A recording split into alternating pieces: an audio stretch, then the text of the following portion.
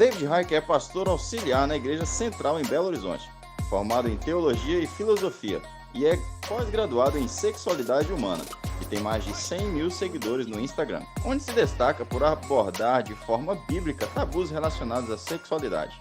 Além disso, é casado com Brenna Heiker e é pai de 2 filhos, Pedro e Nathalie.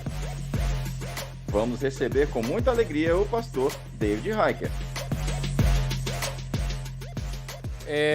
Eu queria dizer que me perguntaram aqui sobre material, sobre livro. Meu livro deve sair ano que vem, se der tudo certo. Mas eu queria oferecer aos irmãos conteúdos online que existem e você pode entrar em contato com isso por meio do link no Instagram. Tem pelo menos 3 cursos muito bons.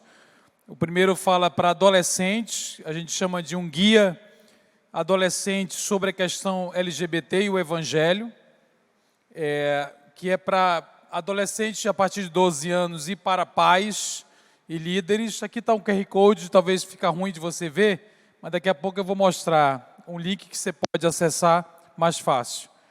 E tem um curso para pais e líderes de crianças, profissionais, pais, líderes e profissionais que atuam com crianças de 0 a 12, que chama Como e Quando Falar de Sexualidade com Crianças. É muito, muito, muito importante.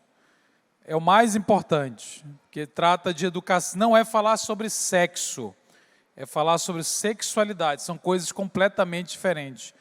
E há uma necessidade de educar para a sexualidade a partir dos valores corretos, a partir da família. E às vezes a gente negligencia isso, porque tem medo, porque não tem ferramentas, porque não sabe como fazer, e não é uma coisa tão difícil. A responsabilidade é dos pais e não deve ser terceirizada. Então, esse é um curso muito importante. Então, mostrando a bio lá no Instagram, aqui, esse link que aparece logo na bio, tem basta clicar aí, vai aparecer 3 links pelo menos, que é o curso para crianças sobre educação sexual infantil, o curso para adolescentes e pais de adolescentes, e um terceiro que eu não mostrei, que fala de como a gente pode abandonar a pornografia. Pornografia é uma coisa epidêmica na igreja, no Brasil, muito séria, e é um vício que tem escravizado muita gente. Então, se você puder conhecer, vai lhe ajudar a lidar com essas questões, tá bom? E aproveita e me segue lá. Eu estou olhando agora aqui, para ver se alguém vai me seguir. Ninguém, vocês estão em pecado mesmo. Irmãos, vamos abrir a Bíblia em João, capítulo 1, versículo 14. Evangelho de João, capítulo 1, versículo 14, por favor.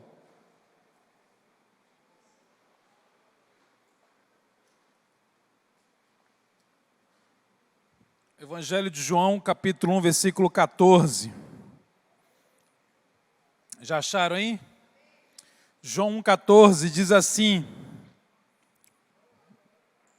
E o Verbo se fez carne e habitou entre nós, e vimos a sua glória, como a glória do unigênito do Pai, cheio de graça e de verdade. Pai, obrigado pela Tua palavra, pelo Evangelho, que o Senhor nos oriente, nos instrua, nos encha de Ti nessa manhã, em nome de Jesus. Amém. Irmãos, esse versículo ele é muito simples, ele é muito conhecido, e ele tem sido muito importante para o nosso ministério. Eu não falei, mas eu trabalho junto com a minha esposa há 17 anos com um ministério que tem uma função, que é a capacitação da igreja para lidarmos com os desafios contemporâneos da sexualidade. E na sexta e sábado nós falamos muito sobre as nossas lutas interiores. A gente falou muito sobre os nossos amores, sobre os nossos sentimentos, atrações, afetos, ídolos internos. Nós falamos muito para dentro. E como o Evangelho nos liberta disso tudo, a nossa identidade. Nessa manhã, no domingo, eu quero falar sobre como nós vamos nos relacionar com o outro. Então, o foco dessa palavra não é exatamente você. O foco não é a sua sexualidade, o foco é quando você precisa lidar com o seu filho, com o seu pai, com o irmão, com o vizinho, com alguém que chega na igreja, com alguém na célula, com o outro. Como eu devo me posicionar em um mundo extremamente imoral? Como é que eu vou me posicionar, me posturar? Qual deve ser a atitude da igreja diante da questão, por exemplo, das problemáticas, das questões de gênero, LGBT, qualquer que seja a discussão dos nossos dias? A gente vai se posicionar como? Será que Deus nos ensina a entrar em conflito toda hora? Ou a gente deve nos abster? Qual deve ser a nossa postura? Esse versículo ele nos ajuda a entender um resumo de como deve ser o nosso posicionamento. Jesus era santo filho de Deus, sem pecado e perfeito, amém? Ele se tornou carne, um ser humano, e ele habitou entre pecadores. Deus veio ao mundo, ele não ficou retirado numa montanha sozinho. Ele comeu, andou, viveu com pessoas, não pessoas apenas religiosas. Ele conviveu com muita gente que não vivia o Evangelho, que não vivia a palavra de Deus. E o resumo da posição de Jesus é o versículo dizer assim: olha, nós víamos a glória de Deus nele. Por quê? Porque ele era cheio de duas coisas. As pessoas entraram em contato com a glória de Deus em Jesus, percebendo nele tanto a graça quanto a verdade. E esse é o resumo. Como eu devo me posicionar? Meu filho, meu pai, minha irmã, na célula, na igreja, nós precisamos entender a graça e a verdade. E não pode abrir mão nem de uma, nem da outra. E graça e verdade parecem duas coisas contraditórias. Porque quando eu falo graça, você lembra de quê? Perdão, o que mais? Generosidade, o que mais? Graça é aquilo que você não merece. Graça é você receber outra chance. Graça é abraçar alguém. Graça é afetuosa. Graça vai além da justiça. Quando eu falo verdade, verdade é uma coisa que confronta, que dói. Sim ou não? Ninguém gosta da verdade, não, irmão. A gente tem que aceitá-la. Porque assim, a verdade é uma coisa aguda. É algo que penetra. Não é confortável. E ele diz, poxa, Jesus era cheio tanto da verdade como da graça. E a gente precisa muito entender Jesus. Irmãos, eu tenho dito que a nossa dificuldade com a sexualidade contemporânea se deve a dois fatores. Primeiro, nós entendemos muito pouco sobre sexualidade, por causa dos tabus. E segundo, nós entendemos muito pouco de quem é Jesus, o que ele fez. E a gente às vezes fica com uma versão de Jesus que não é da Escritura, tem mais a ver com a gente, com os nossos preconceitos, as nossas opiniões, aquilo que a gente gosta, o partido político que a gente é filiado, a visão ideológica que a gente gosta. Você já viu a pessoa perguntar assim, olha, o que Jesus faria? Você já viu essa pergunta? Eu sei a boa intenção dessa pergunta. Então você está diante de um filho, você está diante de um pecado, você está diante de um problema, aí você pergunta o que Jesus faria? Eu sei que é bem intencionada a pergunta, mas essa pergunta tem um grande problema. Tem um grande problema. Qual é o problema? Todas as vezes que eu vi alguém perguntar o que Jesus faria, a resposta geralmente é um Jesus que é muito parecido com a pessoa que perguntou. Olha que legal. Quando eu pergunto o que Jesus faria, geralmente surge uma versão de Jesus que coincidentemente é muito parecido comigo, com o que eu gosto, com o que eu penso, com o que eu não gosto. Então fica todo mundo perguntando o que Jesus faria e todo mundo responde sempre a partir de uma especulação que não tem a ver com a Escritura, tem a ver com as minhas opiniões. Aí a pessoa é muito conservadora, ela não sei o quê, ela tem não sei o quê, aí surge um Jesus exatamente assim. Aí o outro é o composto, o outro é progressista, não sei o quê, e ele é crente, aí surge um Jesus exatamente assim. Jesus geralmente está fazendo aquilo que a gente está fazendo, porque a gente quer um Jesus que valide o que a gente gosta. A pergunta não é, para você saber como se posicionar no mundo, a pergunta não é o que Jesus faria, a pergunta é o que Jesus fez. Olha para o Evangelho, o que foi que Jesus fez? Quando Jesus esteve diante de pecadores, inclusive sexuais, quando ele esteve diante do caos do mundo, como foi que ele tratou as pessoas? O que foi que ele pregou? O que foi que ele disse? Do que ele era cheio? Então a gente precisa sair da gente mesmo para entender o Evangelho. O Evangelho não é nosso. O Evangelho foi nos confiado. E o Evangelho nos confronta. Nós precisamos entender a graça e a verdade. Na igreja brasileira hoje tem dois grandes problemas quando o assunto é sexualidade. O primeiro, tem uma ala da igreja que entende a verdade, mas não entende a graça. Então a pessoa fala o versículo. Ela está pregando o versículo certo. Só que ela fala de tal forma que, embora esteja empunhando a verdade, ela não testemunha do Evangelho. E falando a verdade. Porque para testemunhar do Evangelho não basta você saber a verdade e falar a verdade. Depende de qual é a sua motivação, qual é a sua postura, como você fala a verdade. Qual é a sua agenda ao falar a verdade? O como importa, irmãos. E tem uma outra ala da igreja brasileira que está crescendo muito, que é a pessoa que fala assim, não importa a verdade, o que importa é o amor. Você já viu isso? O que importa é o amor, e se a gente amar, a gente vai encontrar a Deus. Eu falei muito sobre esse segundo ponto ontem. Então, são dois extremos muito perigosos. Um extremo é o legalismo, é o farisaísmo, é a agressividade com a verdade. O outro extremo é a infantilização da fé. É você querer uma fé que te deixa criança, que não te contraria, que não vai levar ao amadurecimento. Os dois extremos estão errados. Jesus era cheio dos dois, da graça e da verdade. Vamos pensar sobre esses dois? Eu quero falar primeiro de quando a gente não entende a graça. Irmãos, a graça não é uma coisa fácil. Não é uma coisa fácil. A graça é um escândalo. A Bíblia diz isso.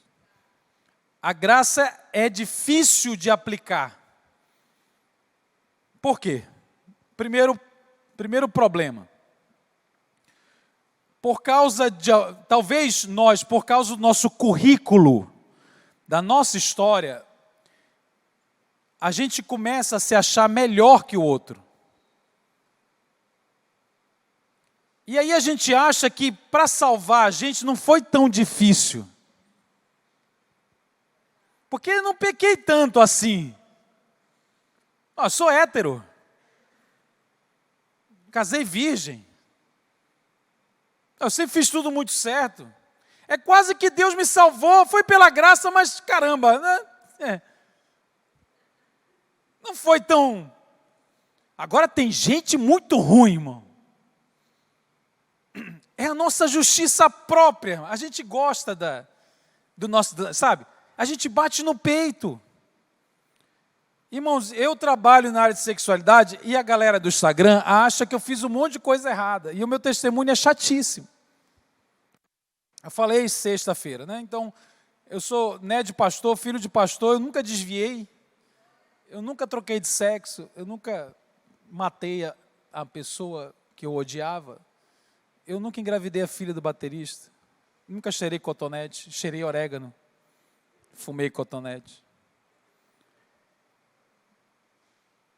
E eu comecei o ministério, sabe por quê? Um dia eu estava na igreja, eu era músico, pregava, Tinha 20 anos, faz 17 anos isso. E eu não aguentava mais culto. Você nunca passou por isso. Eu não aguentava mais culto. Aí eu falei assim, cara, eu quero ir para fora. Só que eu era muito retardado, lento. E eu tive uma ideia muito original.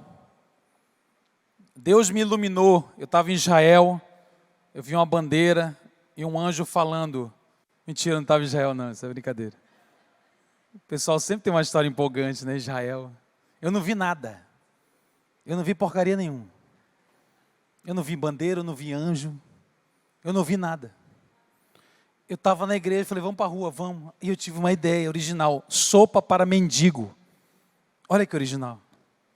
Ninguém nunca pensou nisso. Sexta-feira à noite, que é outra originalidade. Irmão, se você não deu uma sopa para um mendigo, você não é evangélico, irmão. Você fica tranquilo. Você precisa resolver isso logo. Porque eu nunca vi um povo para gostar de dar sopa a mendigo, é evangélico. Nem espírita você é, que é na quinta-feira é o espírita. Evangélica é na sexta. E a gente foi para a rua e começava a dar sopa lá. Como foi que começou o ministério? Irmãos, eu só não juro porque eu não posso jurar, mas eu juro para vocês. Que a gente era muito retardado. Lento. Acho que Deus falou assim, cara, faz alguma coisa. E Deus falando, né? Porque senão a gente não ia começar nada. É tudo tapado. É decepcionante. Porque tinha um grupo de travestis e começou o ministério, não foi porque a gente teve uma visão. Assim, vamos fazer um projeto e vou ver aquela visão. Não, o travesti que atravessou a rua e pediu a sopa, porque se depender da gente não ia dar não. Ela é retardada, eu estou dizendo. E aí o travesti veio. Falou assim, cara, a gente falou, olha.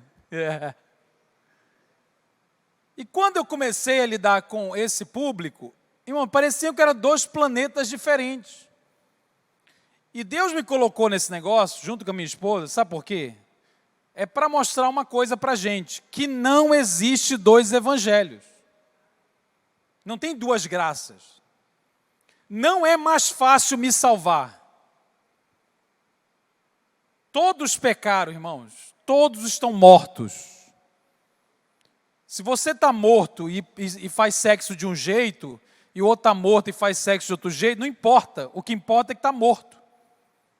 Não tem gente mais morta. Se não tem Cristo, não tem a vida. Só que a gente não consegue se ver como devedor da graça. Tanto quanto fulano. E aí a gente não entende a graça. Quando a gente precisa da graça, que a gente começa a entender. Enquanto é para o outro, fica difícil. O rei Davi, irmãos, adulterou. Quando o Natan contou a história de um cara que roubou o vizinho. Você lembra da história de Natan? Natan é o profeta que confrontou Davi. Davi havia escondido o pecado dele, de adultério. Natan contou uma história de um cara que roubou o vizinho numa ovelha, roubou a ovelha do vizinho. O texto diz, eu fico imaginando Davi sentado no trono, aí ele levanta assim com um manto vermelho, não sei se era vermelho, verde, amarelo, não sei o que era. Não sei qual é o partido. E ele levanta e diz assim, vai morrer e vai pagar 4 vezes mais. E ele fez um textão no Facebook, irmão. Texto grande. Falou assim, a Petrobras. Ele escreveu. E é por isso que o Brasil está desse jeito. E ele falou, tem que morrer, tem que pagar. Quando o Natan disse assim, este homem és tu. Eu fico imaginando Davi falando assim, a vontade de escrever um poema sobre o amor. Ó Deus de graça. Irmão, porque quando é no outro... Irmão, deixa eu falar uma coisa aqui para você. Só, não fala para ninguém. Olha para mim. Só nós dois. Tem gente que você não gosta. Para de fingir que você gosta de todo mundo. Tem coisas que você não consegue, que você tem, eu sei que você tem dificuldade, você finge que não tem.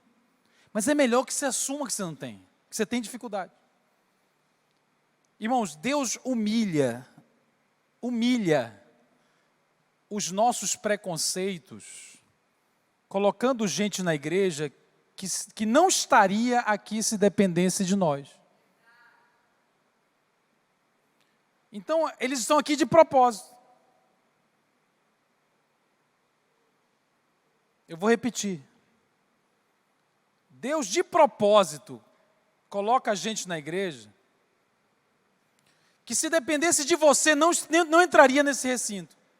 Não depende de você. Não é sobre você. Tem gente que, para mim, é difícil amar. E a graça é fácil quando não toca em mim, quando não toca nesse lugar. É muito fácil amar uma pessoa distante, que eu não conheço, que eu amo as baleias. Você ama a baleia? Eu quero a salvação de todas as baleias. Não tem nenhuma baleia lá em casa, irmão. E as tartarugas? Adoro a tartaruga, irmão. O canudo não... Você ama tantas tartarugas que para de usar canudo de plástico. Já viu isso? Difícil é amar o seu filho gordo dentro de casa. A tartaruga que você tem em casa. Porque é difícil aquilo que toca a gente. A graça confronta quando toca a gente. Eu lembro que conversei com o pai, ele falou assim, Davi, eu era instrutor da Marinha. E toda vez que eu via um recruta que era efeminado, era homossexual, eu o torturava. Porque eu não gosto disso, eu não gostava disso. Passaram-se 20 anos, ele estava conversando comigo porque o filho dele havia dito que era homossexual. E ele falou para mim, eu só sinto raiva. Tudo o que eu sinto é raiva. Só que a raiva não vai ser suficiente agora. Porque não é mais filho do outro. Agora é filho seu. A graça é difícil porque, irmãos, tem coisa que mexe com a gente, com a nossa expectativa. Todos os pais e mães têm um filho ideal na cabeça que nunca nasceu. Todo mundo tem um filho ideal que nunca nasceu. Nasceu um filho real, só que o filho real é difícil de amar, porque a gente fica apegado no filho ideal. Se você não sepultar o seu filho ideal, você não consegue amar o real. A graça é sobre amar a realidade que te incomoda. A realidade que você não controla. Porque ninguém é capaz de pegar o evangelho e enfiar na cabeça de ninguém. Ninguém muda ninguém. É o Espírito Santo que vai convencer, e isso é difícil entender. Que o meu papel é amar a pessoa, não é mudar a pessoa. Ah, mas se eu amar, mas se eu tratar bem, ele vai achar que eu estou aprovando o que ele faz. Não, irmão. Amor não é aprovação. Deus te ama. Deus aprova tudo que você faz. O filho pródigo, diz a Bíblia, que o filho chegou com o pai e disse assim, eu quero metade de tudo que você tem. A plateia de judeu que estava ouvindo Jesus esperava que Jesus dissesse, então o pai não deu. Você está doido? E Jesus escandalizou todo mundo, porque ele falou assim, e o pai pegou metade do que ele tinha e fez o quê? E deu para o filho. O filho pegou a boneca, colocou e saiu. O pessoal, mas como assim? Irmão, pensa em você até hoje, se o seu filho, o seu moleque, 18 anos, chega você e fala assim, eu quero metade dos vale transporte. Metade das Tupperware. Tupperware 229, irmão. Parcelada. Eu quero metade dos Panetone. Hein? Você fala assim, você quer a sua herança? Espera aí que eu vou pegar a sua herança. Mas espera aí. Tem uma vara de goiabeira escrita herança. É muito boa. Amém? Tem uma outra chamada Pix. Você quer que eu faça um Pix? Irmão, você batia no moleque na cara, irmão. Jesus está contando a história de um cara que pede metade de tudo que o pai tem, o pai vai lá e dá e ele vai embora. O pai estava aprovando o que o filho fazia? Não. O problema é que a gente não controla os outros, que a gente não é Deus. A gente vai ter de confiar que Deus vai fazer a obra, a transformação, porque a gente não consegue fazer. A graça é sobre você esperar. É sobre ter paciência. Principalmente quando aquilo não é uma coisa natural para você. Por isso ela não é fácil. Vai ter de passar por cima do seu orgulho, da sua vergonha, da sua culpa, do seu senso de justiça. É muito fácil amar quem está longe.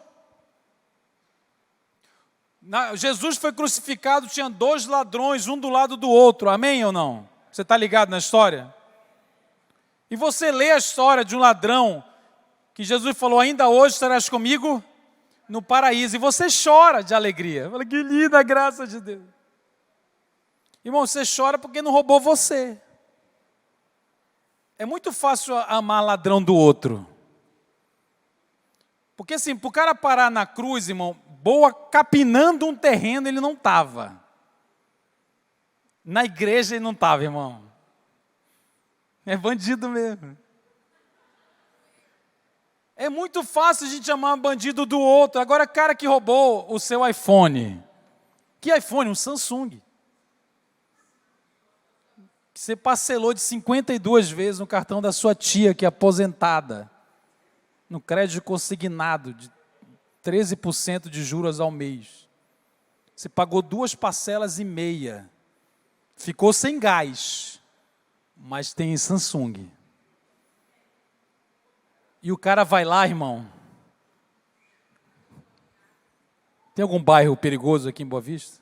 Não tem nenhum bairro perigoso em Boa Vista. Toda Boa Vista é perigosa. É um negócio generalizado.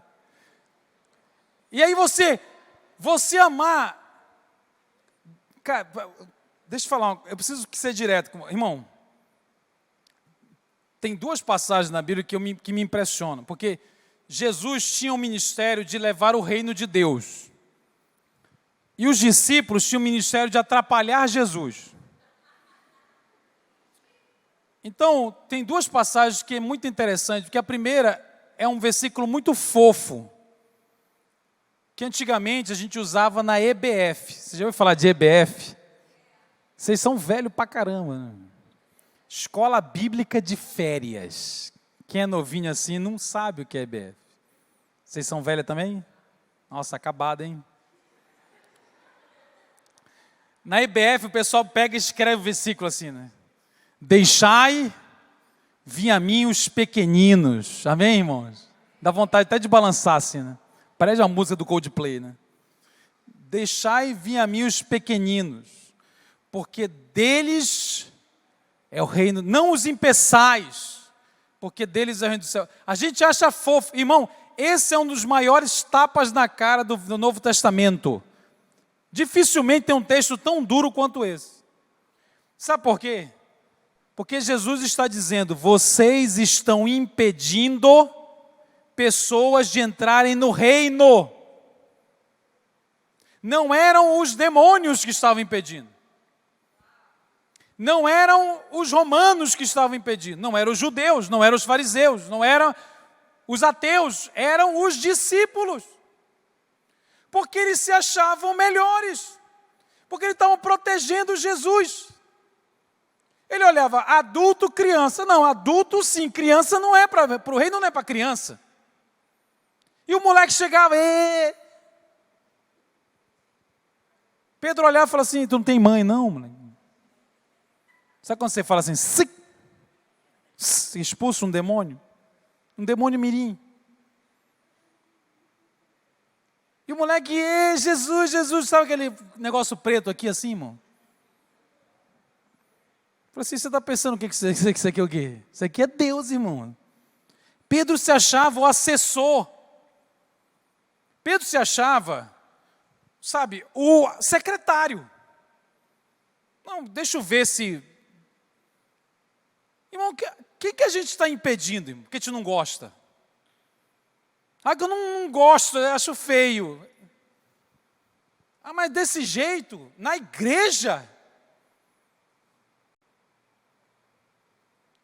Por que vocês estão impedindo criança? Ele pegou a criança, colocou no colo e falou assim, então, você tem que tornar igual criança. Porque eles não viam a criança, eles não viam.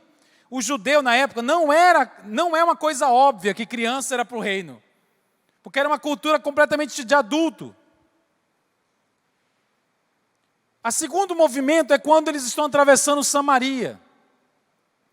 Irmão, na época, chamar alguém de samaritano era um xingamento. Você conhece algum xingamento? Você gosta? Não repita. Mas sabe quando você chama assim alguém de... Yeah. Era um xingamento. Era um negócio muito sério, uma rixa muito... Não é a mesma coisa, é pior, porque tinha a ver com as gerações e gerações. Mas hoje no Brasil, acho que os partidos políticos estão chegando perto. Você sabe quando você odeia o grupo de lá? Havia um ódio entre judeus e samaritanos. Negócio brabo. Jesus é judeu, ele estava atravessando Samaria. E tudo lá é muito perto. Quando ele chegou na cidade, na época acontecia o seguinte, não tinha hotel.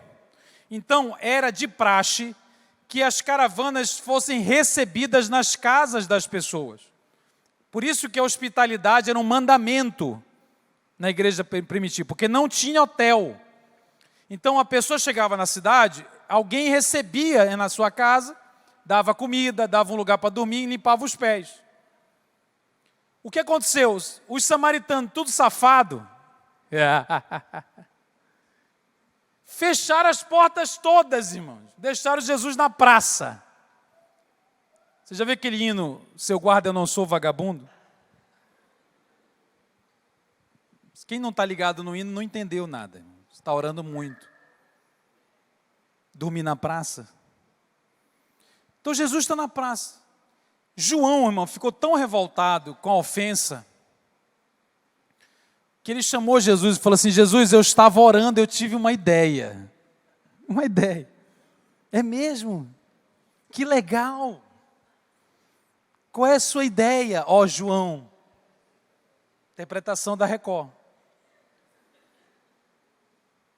João falou, então, a gente podia orar para Deus mandar um fogo e matar todo mundo. Eu não estou brincando, irmão. Assim, um churrasco. Você podia fazer um genocídio. Esse era o apóstolo do amor, João. Amém? Uma fase. O texto diz que Jesus se distanciou, brincadeira. Jesus falou assim, você não sabe de que espírito nós somos, você está confundindo. Eu não vim matar as pessoas, eu vim salvar.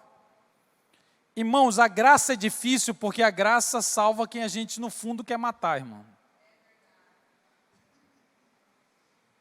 É verdade. Que isso, hein?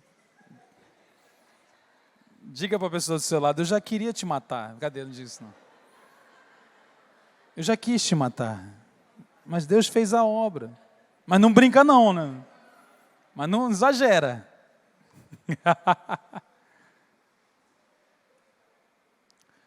Irmãos, nós precisamos entender a graça e a verdade. A verdade não será menos verdade se você tratar bem as pessoas. Porque a nossa função não é mudar ninguém, eu falei isso já. Na década de 90, quem é velho aqui vai lembrar. Na década de 90 tinha um desenho chamado Pink Cérebro. Ó, você é velho pra caramba. O Pink Cérebro, todo dia o Pink olhava para o cérebro, ele fazia uma pergunta. Qual era a pergunta que o Pink fazia? Não, a pergunta era o que vamos fazer hoje? E o cérebro respondia assim: hoje nós vamos tentar dominar o mundo. Por que eu estou contando essa história? Se você tem um parente, se você convive com alguém que vive qualquer coisa, que você sabe que está errado, todo dia você precisa acordar e fazer uma pergunta: o que é que nós vamos fazer hoje? E a resposta dessa pergunta não é nós vamos mudar a pessoa. Você não vai mudar a pessoa. A resposta dessa pergunta é: todos os dias nós vamos ser o melhor testemunho possível do Evangelho. É isso que Deus vai nos cobrar. Deus não vai cobrar que a gente mudou a multidão, que a gente mudou o nosso filho, nosso cônjuge. O que a gente precisa perguntar é: no que eu estou dizendo para o meu filho, para o meu vizinho, que é gay, que é hétero, que é sei lá o quê, a maneira como eu trato o travesti, o trans, o sei lá, qualquer pessoa, o hétero, essa maneira de falar, essa maneira de tratar, essa maneira de agir, é para ele um testemunho do Evangelho, da graça e da verdade, ou é um testemunho da minha opinião? Essa é a pergunta. Nós somos chamados a sermos o melhor testemunho possível da graça e da verdade, do Evangelho. Quem vai mudar as pessoas é o Espírito Santo de Deus. A fé vem pelo ouvir. Se você e eu não permitimos que as pessoas sejam bem recebidas nesta igreja para ouvir, como é que a fé vai acontecer no coração dela? Então, primeiro eu preciso receber, para que a pessoa entre em contato com o Evangelho, para que ela venha eventualmente a crer. Mas eu preciso entender antes que eu sou salvo pela mesma graça. Eu não sou melhor. E para a gente terminar, irmãos, tem o outro lado. Eu vou falar menos sobre esse outro lado, porque eu já falei muito sobre isso nos 2 últimos dias. Mas é verdade, tem uma galera que diz assim: o importante é você amar. E como eu falei, isso é uma visão da graça equivocada. É uma visão infantil da graça. Se você se relaciona com Deus, que sempre concorda com você, deixa eu te falar, não é Deus. É uma visão, é uma versão idealizada de você mesmo, que você está chamando de Deus. Deus, Ele não está querendo nos agradar em tudo. Ele está querendo o nosso crescimento. E sem a verdade, sem entrar em contato com aquilo que a gente não quer ouvir, nós não vamos crescer. A verdade deve ser dita em amor. E ela, quando é dita em amor, ela penetra muito mais fundo do que quando você dá uma pedrada. Porque aí vai a verdade mesmo. E ela vai tocar os nossos ídolos. Ela vai tocar aquilo que a gente ama mais do que a Jesus. Aquilo que conquistou o nosso coração e que se tornou mais importante do que a Cristo. É aí que a verdade vai. Para quem que você vive? Qual é o sentido da sua vida? A verdade vai questionar coisas profundas dentro do nosso coração. Então a verdade é necessária. Não muda a pregação. Agora, como eu falei ontem à tarde, irmão, se a pessoa chega aqui, ouve a verdade e vai embora, está tudo bem. Se você falou o Evangelho com amor e graça, e ela decidiu que não quer, ok, ela pode ir embora.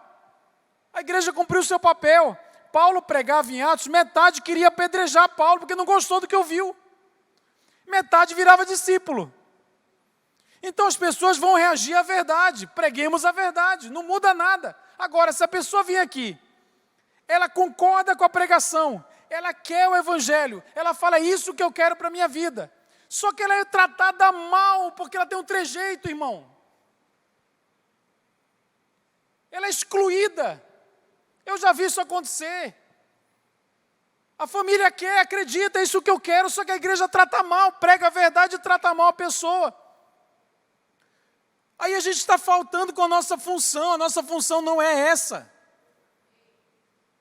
É pregar a verdade e acolher as pessoas que querem a verdade e que precisam de um processo de transformação igualzinho a gente.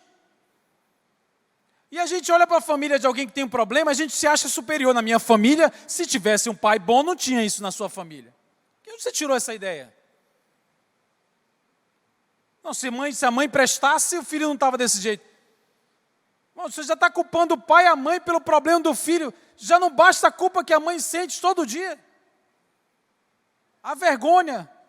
E a gente, às vezes, de acolher, a gente fofoca. A gente fala mal. Porque a gente se acha melhor. Irmão, nós precisamos da verdade e da graça, senão a gente não vai testemunhar o Evangelho. E é verdade que quando dito o Evangelho, ele vai confrontar, ele vai doer, faz parte. Quando feito isso em amor, o Evangelho transforma, toca onde você não quer tocar. E para terminar, eu quero contar uma história para você, para a gente ir embora. Dá para aprender o que é a verdade quando você tem filho. Quem tem filho aqui? Eu tenho um filho de 9 anos.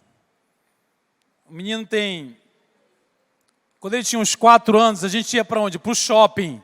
Tem shopping em Roraima, irmão? Que isso, hein?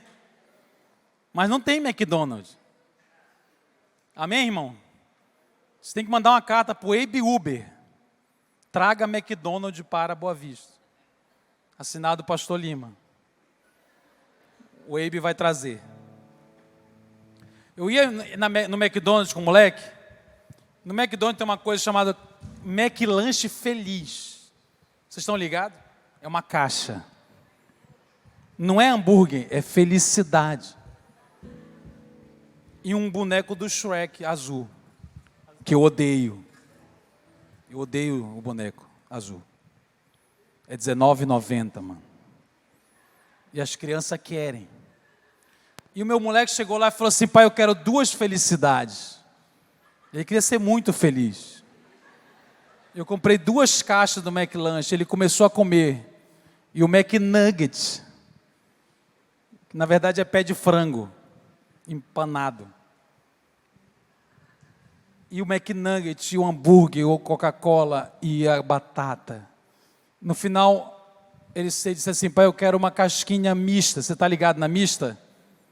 Não está ligada na mista, você precisa conhecer.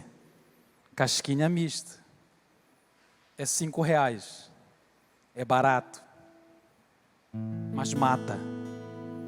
E comeu 2 casquinhas mistas. Quando ele estava começando a ter um coma glicêmico, eu falei: eu vou embora daqui. Mas existe uma lei espiritual no Brasil. Toda vez que um marido vai saindo do shopping, chega uma mensagem da mulher. Toda vez. Dizendo assim: compre absorvente, melancia, açaí e pão. Não tem nada a ver uma coisa com a outra. Eu não sei o que a mulher estava fazendo. Menstruada. Você vai para o supermercado, porque é toda vez. Aí você volta, aí você pega um Uber dentro do supermercado para achar o pão, o absorvente, a melancia. Eu chego diante do absorvente e falo: gente, eu nunca tive vagina. Eu não sei o que é uma aba longa. Aonde é que coloca a aba? É noturno, mano, é o Batman. Então a irmã fala: irmã, você tem vagina? Onde é que coloca a aba? É 40 minutos, irmão, para achar o always. Noturno. Você tem que testar na melancia, ver se está grande o suficiente. Depois de 50 minutos no mercado, eu vou saindo. O meu filho olha para mim e fala assim: pai, eu vi uma Ruffles. E a Ruffles viu ele. Ele falou: eu quero uma Ruffles. O que eu faço, irmãos? Eu lembro que eu tenho calça. E eu tenho que dizer uma palavra para ele. Qual é a palavra? Eu olho para o moleque e falo assim: não. Irmãos, letra A. Quando meu filho ouve não, ele fala assim: pai, obrigado porque você é o melhor pai do mundo e cuida da minha saúde bucal. Letra B: pai, obrigado porque você é o melhor pai do mundo, é o testemunho da verdade e da graça. Letra C: pai, obrigado porque você é o melhor pai do mundo que não me dá tudo o que eu quero, mas o que eu preciso, porque nem tudo que eu quero eu preciso. Não, irmãos, ele começa a gritar e girar no chão. Ah! E nessa hora sempre passa um solteiro e fala assim: quando eu tiver um filho nunca vai fazer isso. Vocês são solteiros. Vocês já falaram isso. Engravida. Irmãos, por que o moleque está gritando? Por que eu tenho que chamar um padre? Eu pergunto como é o seu nome, ele fala Ruffles. Você sabe por quê? Porque ele ouviu o não. E você está rindo, mas é exatamente o que a gente faz. A gente não quer ouvir não, porque a gente quer continuar na infância. Então, irmãos, o Evangelho é sobre a verdade. E essa verdade vai nos resgatar da infância, vai nos amadurecer. Ela é dita em amor porque o amor torna a verdade mais eficiente. O amor não alivia a verdade, torna ela mais eficiente, porque o amor é aquilo que prepara o coração para receber a verdade. Que Deus nos ajude, irmãos, a testemunharmos da verdade, sem abrir mão do Evangelho, não importa a geração que vivamos, mas que façamos isso como Jesus, e não como a gente acha que tem de fazer. É com a verdade e com a graça em mãos que a gente vai testemunhar do Evangelho. Amém? Fique de pé no seu lugar, vamos orar.